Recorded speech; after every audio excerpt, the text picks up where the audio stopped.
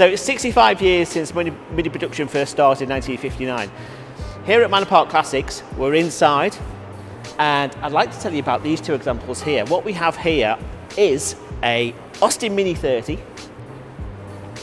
These were all built to celebrate the 30th anniversary of Mini production starting, and the Rover Mini 40. 40 years since production first started of the Mini.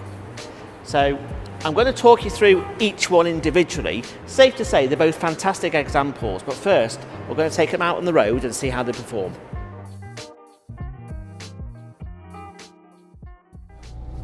So here we are in the Mini 30, 1989, G-Reg, showing just under 11,000 miles from new. Looking at the car, I can well believe that's true. That's a true mileage.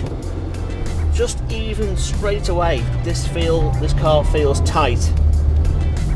It feels as though that mileage is bob on correct. The steering is very responsive, as you would expect. The gearbox is nice and smooth.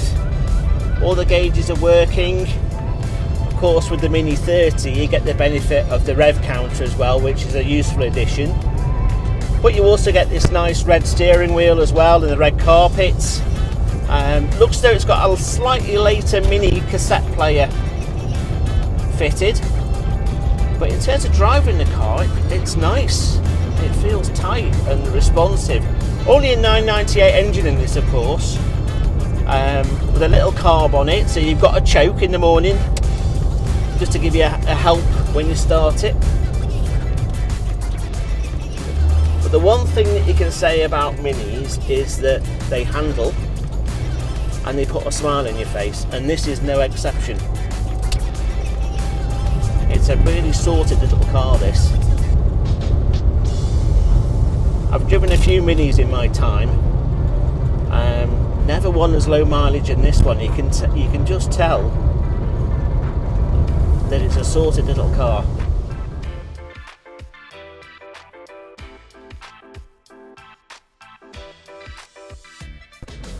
Okay, so here we are now in the Mini 40. Definitely slightly plusher than the Mini 30. And of course we've got the benefit of the 1275 MPI engine in this one rather than 998, which is in the Mini 30.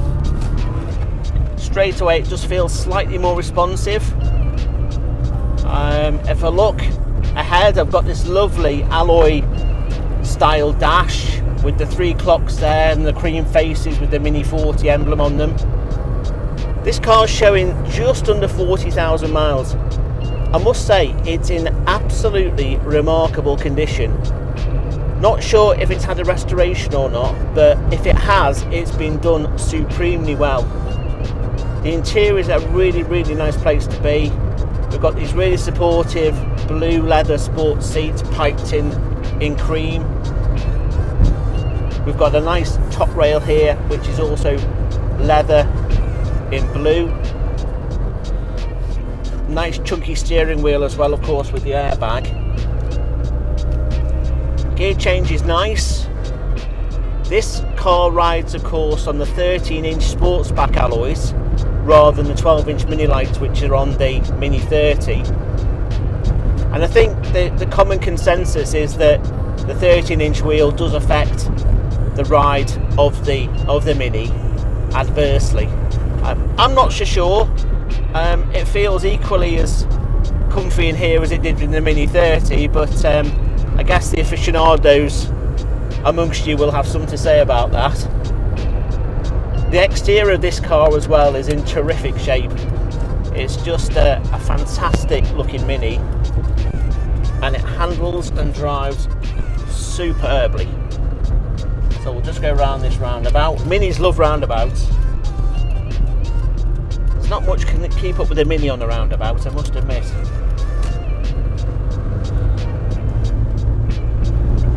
So as I said before, it's a 1275 MPI engine, producing low 60s brake horsepower from new.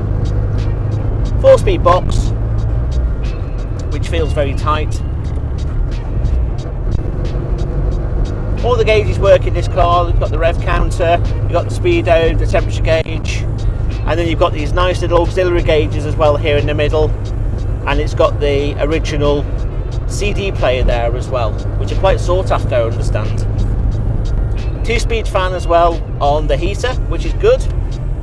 So we're just heading towards the end of the test drive now. I must admit, I thoroughly enjoyed that. This is a great little car. You've got the additional poke of the 1275 engine. The gearbox is nice and sweet. It handles really well. The seats, I mean, to me, they look brand new. It's quite remarkable, the condition of this car.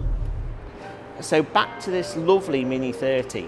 So this is one of 1,000 black ones that were produced. A total of 3,000 Mini 30s were produced at the time in 1989. The other 2,000 were cherry red. This one's finished in black with the side stripe, as you can see. It's got some aftermarket alloys on here. Originally would have had silver 12-inch Mini lights. These are two-tone charcoal and silver, but they look great. The Falcon tyres as well have got plenty of tread. You'll also spot on the front of the car, we've got 2 spotlights as well and some overriders. Again, those are aftermarket. Overall, in really nice condition. We've got the original sills as well here, which are vented, which is good. Twin door mirrors.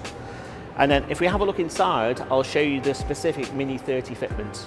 So inside the Mini 30, we've got these lovely half leather seats in black. You've got the red carpets. You've got a slightly later stereo radio cassette there from a later Mini. The red steering wheel. The headline is in good condition, the glass is in good condition, slight tint in the glass by the looks of it as well. Speakers on the back shelf. Yeah, so overall, it's a nice place to be. So moving from the Mini 30 from 1989 to this, a Mini 40 from 1999. So obviously produced to recognise 40 years of Mini production. This is one of only 20, we think, white Mini 40s. The vast majority were metallic red. This one's in white, which is beautiful, with the matching blue leather upholstery, which is also piped in cream. One or two little aftermarket things here. We've got an extra pair of spotlights on the front here. We've got kind of an early 60s look grille as well. And we've got these little bumper bars with overriders as well, which you would have seen on 60s Minis, which are really cute. Of course, the requisite Mini 40 badge there. Just walking around here as well. Sports pack arches, 13-inch alloys with tyres with really good tread on them. You've got the gold coach line down here. Mini 40 emblem on the back there. So at the rear of the Mini, we've got the GB badge in chrome, which was a Mini 40 fitment.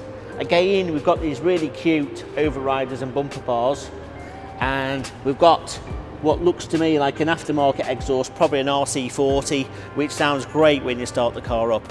So the inside of this Mini is just as nice as the outside.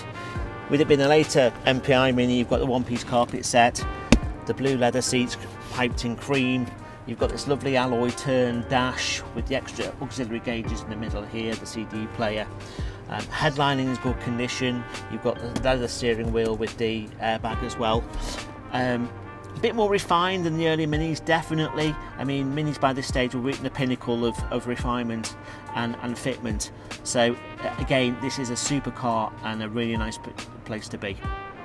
So if you like the look of either of these wonderful little Minis, please give us a ring in the office or have a look at our website, manorparkclassics.com. Remember, the auction is the 17th of February 2024. See you then.